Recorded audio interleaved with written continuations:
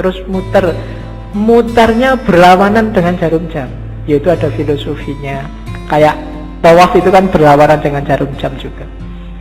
Ya mungkin filosofinya kalau manut jarum jam itu berarti ikut ritmenya dunia, ikut ritme sehari-hari. Tapi yang spiritual itu ritmenya dibalik. Kita geraknya tidak mendatar tapi ke atas. Saya sering ngasih ilustrasi, kalau kamu sedang masang mur itu, kamu muternya kan harus berlawanan dari arah jarum jam, baru murnya lepas ke atas. Tapi begitu kamu searah jarum jam, murnya akan semakin mancep, semakin ke dalam. Maka tarian ini juga muternya berlawanan, biar ada energi vertikalnya, energi ke atasnya. Itu diantara rahasianya. Ada topinya. Topi ini kalau di Rumi, topi yang tinggi itu isyarat dari kuburan, makam, nisan. Maksudnya apa? Kuburan dari ego, kuburan dari nafsu, hasrat duniawi. Itu kan topi yang tidak keren sama sekali, karena memang simbol dari nisan, simbol dari kuburan. Kamu jalan-jalan di mall pakai itu mesti dilihat banyak orang. Tidak keren, karena memang simbolnya bukan simbol untuk keren-kerenan, dia simbol dari ego. Terus baju putih itu ya ego yang sudah kamu kubur dalam dirimu, sekarang kasihlah yang putih, ditutupi oleh cahaya amal baik, kesucian. Nanti kalau pertunjukan biasanya ada fase ketika yang di tengah pakai jubah hitam, jubah hitamnya dibuang. Nah, itu berarti membuang semua yang hitam-hitam, yang jelek-jelek, untuk lahir sendiri jadi putih. Terus nanti ada gerakan kayak orang kedinginan itu. Nah, ini gerakan menyatu, angka 1, tauhid, dan seterusnya. Itu wawasan kecil aja. Jadi kamu jangan heran kalau ada jenis tari semacam itu. Itu ada makna spiritualnya. Nari saja tanpa makna ya eman-eman. Yang lihat tari juga harusnya bisa ngambil makna. Kalau dalam sufi, jenis semacam ini namanya sama. Sama itu seni mendengarkan.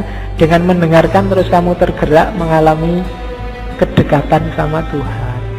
Kan kadang-kadang ada orang yang kalau wiritan sendiri dia susah dekat sama Allah, susah tergetar hatinya. Tapi begitu mendengarkan orang ngaji, mendengarkan lagu-lagu spiritual, itu hatimu tergetar. Dengerin lagu religius itu kamu kadang-kadang kan bisa nangis, apalagi pas duit entek. Sedih ya aku, kapan ini kan gitu. Nah, itu. Tapi kalau wiritan sendiri enggak, kan ada yang gitu. Maka teknik mendekat ke Allah itu sufi macam-macam. Kalau di torekotnya Rumi ini pakai tarian sama, kan ada musiknya nanti kan, dan musik itu yang bikin ekstase lebih cepat. Oke, itu Whirling Darwish namanya, teori tentang darwish yang berputar.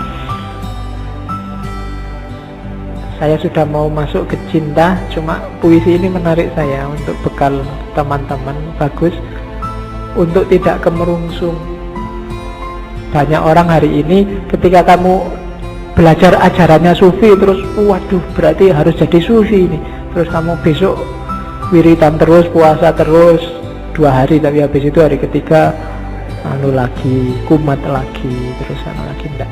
Katanya Rumi enggak begitu caranya, pelan-pelan, step by step. Jika engkau belum punya ilmu, hanya prasangka, ya milikilah prasangka yang baik tentang Tuhan. Begitulah caranya, katanya Rumi. Jika engkau hanya mampu merangkak, maka merangkaklah kepadanya. Gak usah nunggu pinter tasawuf, pinter ilmu kalam, pinter fikih baru mendekati Allah. Bisanya apa? Ya dengan itu kamu mendekat ke Allah. Jika engkau belum mampu berdoa dengan khusyuk, tetaplah persembahkan doamu yang kering, munafik, tanpa keyakinan itu. Karena Tuhan dengan rahmatnya akan tetap menerima mata uang palsu. Tidak apa-apa, kan banyak kan sekarang doa itu tidak ada rasanya karena kamu sudah hafal. Saking hafalnya kan doa Bismillahirrahmanirrahim, alhamdulillah. Doa itu kan minta. Minta apa enggak jelas. Itu mungkin malaikat ya bingung, kamu itu minta apa? Jaluk kok sambil ngeremong, sambil kadang yang jarinya sambil berdoa sambil mungkin jaluk tenan apa ya. Tapi tidak apa-apa katanya Rumi, persembahkan saja doamu. Gusti Allah itu maha rahmat. Dengan rahmatnya dia tetap menerima mata uang palsu.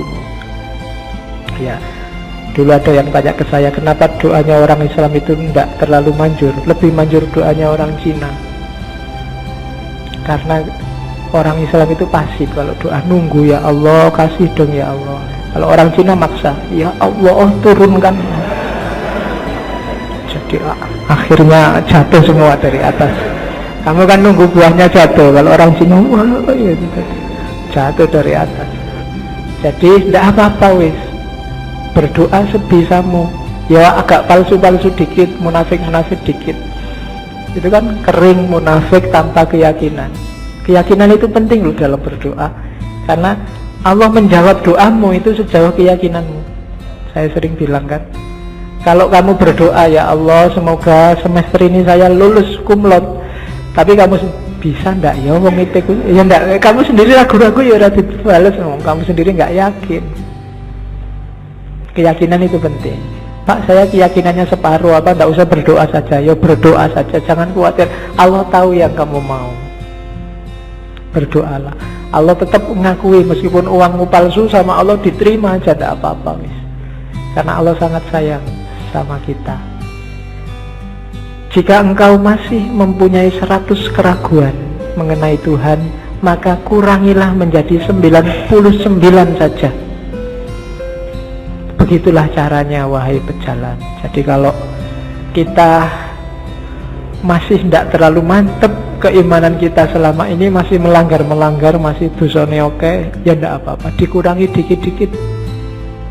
Ya 100% tidak mungkin lah ya, dikurangi 1%, biar jiwamu terlatih. Kalau langsung dibuang semua, insya Allah gagal. Ya, saya langsung ingin ikhlas lillahi ta'ala, tidak ngejar surga Pak, tidak iso, harus pelan-pelan. Terus biarpun telah 100 kali engkau ingkar janji, ayolah datanglah lagi. Nggak usah malu-malu, Pak dosa saya banyak Pak, saya harus datang lagi. Enggak Pak, datang lagi aja. Allah tidak akan nolak, tidak ada kata terlambat. Jadi tempuhlah jalan itu. Pak itu dhuwur banget ya Pak teorinya Pak, tinggi sekali apa ya, saya bisa Pak, bisa, pelan-pelan, sedikit-sedikit, biar ilaihi roji'unnya sempurna. Eman-eman, kalau nanti kamu tidak, nafasnya tidak mutmainnah, dilatih pelan-pelan. Pak saya itu susah ikhlas Pak, kalau sedekah mesti pamrih Pak. Ya sementara pamrih dulu tidak apa-apa, tapi tetap sedekah. Nanti lama-lama latihan. Oke, jadi tempuhlah jalan itu.